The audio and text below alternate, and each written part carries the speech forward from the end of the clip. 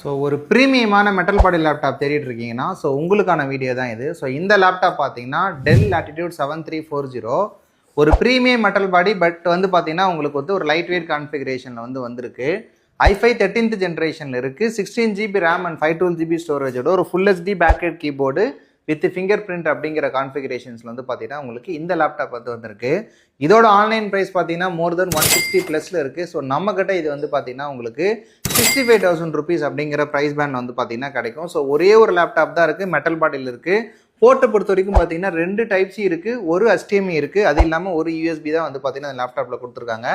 13th generation V5 processor அப்படிங்கிறதுனால உங்களுக்கு older generation like 12th ஜென்ரேஷனோட i7 அளவுக்கு அது பார்த்தீங்கன்னா இது உங்களுக்கு பெர்ஃபார்ம் பண்ணும்.